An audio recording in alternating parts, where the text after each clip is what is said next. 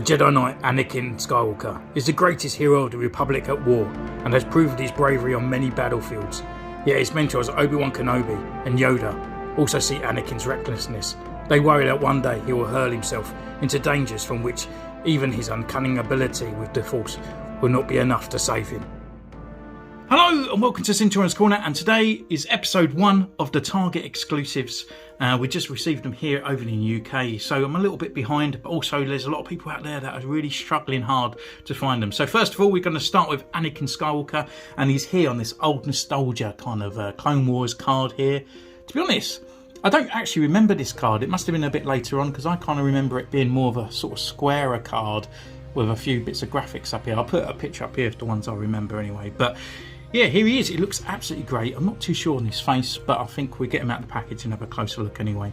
So down here, we've got the Anakin. We've got that old card of the Clone Trooper on the back with a rangefinder at the top here. 50th Lucasfilm anniversary as well, with that Anakin on the side here in that nice old CGI graphic.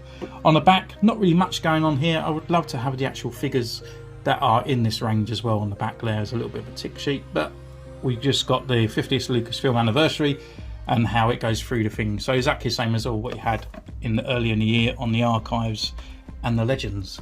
So I guess without further ado, let's just crack this bad boy open.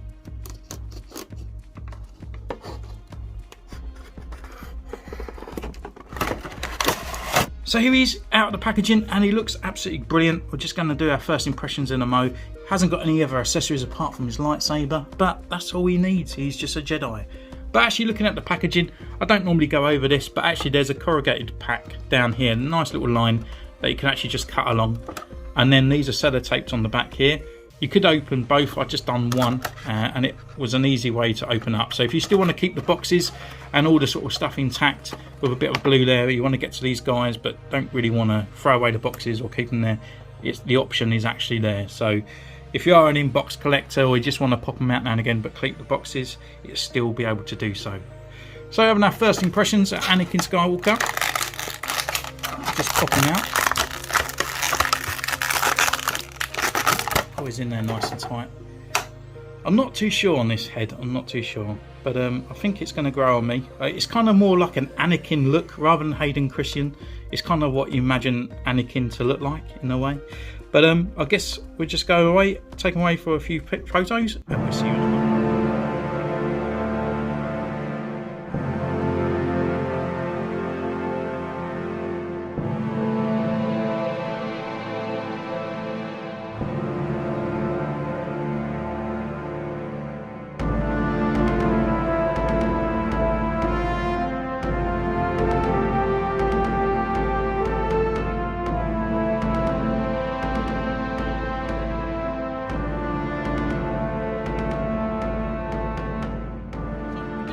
Taking these pictures, and oh my god, Hasbro, you have done a fantastic job, but also absolutely kicking yourself in the face by making these exclusives and preventing everyone out there to try and get this figure, because this is the pinnacle Anakin figure that you've ever made.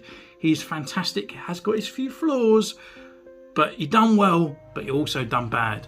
But anyway, getting all the review, yeah, what can I say? He's absolutely a fantastic figure. I really enjoyed actually sort of playing around with him and all these extra articulation areas and stuff like that. There is a few little nitpicks, but we'll pick that up as we go through the review. So what does he come with? Well, it comes with his accessory, which is basically the Skywalker saber. And it's done and replicated really nicely. It's done in a really sort of chrome looking silver. Obviously, we've had this time and time again. The actual mould itself looks the same old, you know, we've got the black lines, the red and all that. There's no really colour bleeding on there, so it's actually getting really cool. The actual lightsaber itself is a really nice blade. It's really kind of vibrant blue, and it pops out just pretty okay, but it is a little bit too tight because it's a very long pin, as you can see in there. Let's bring that in focus. Yeah, it's quite a long pin that goes all the way down into the stem. It has got the little notch here, so he actually has got the hole on his belt, so we can actually just pop that nicely in there, and it does sit well on him, but it is a little bit of a push, and it does sometimes take his way out of it as well. As you can see, it's slowly moving because it doesn't want to go in there too much, but it does fit. But again, at least he has it, and it's in there. So taking that out, we can actually look over the figure and his articulation, and this is where this figure really does come to life. So his head, we can do left, we can do right, he can look down, he can look up, he's got that little bit of swagger in there, and he's got lower neck movement as well. His arms, we can rotate all around. We also got this bit here that always kind of gets hindered in the way because it is sort of like, it's like a rubber ring around the inside of the actual arm, so it does spin when you start moving that arm around. He has got a butterfly joint and his arm can come up this far. We've got a rotation here at the elbow. We've got a single elbow joint that comes up about 90 degrees, rotation at the wrist, and it's also on a hinge. We've got rotation here at the waist, right at the belt cut there. You can look down that much and then look back this much. His leg movement, they can come up this far. He has got a skirt. It doesn't really hinder it that much because if you lower higher up the skirt, shall I say, his legs don't even stretch anymore. So it's literally right up to the right point on there. Come up this far, back. We've got the double knee joint here because it is his older legs that are in use. And then we've got a rocker and a pivot at the ankle, and obviously the upper thigh boot cut just underneath that material there. So yeah, in all the articulation there, it's really up point with all the new stuff. And yeah, it's literally great. However, and this is where we're going to go through our aesthetic look and the sculpt and all that, then this guy kind of sort of fails in certain areas. So the head, actually the face has actually really grown on me. It's got that kind of look, isn't it? It's kind of like, you know, when you get an action figure of a person, not where it's actually made to be sculpted to look like the person, but it's sculpted to look like the character. And I think this is where they're kind of gone with here. I don't think it looks like Hayden Christensen, but it looks like Anakin Skywalker, doesn't it? It really got that kind of look there. It's a really good looking character actually, compared to this guy, which I think they kind of foobarred. I think they could have done better. But to me, the Anakin from the TV series kind of reels off Anakin look more than Hayden Christensen it does himself, which is really weird in a way. But yeah, it actually brings that kind of sort of like the cartoon to life more than the character itself.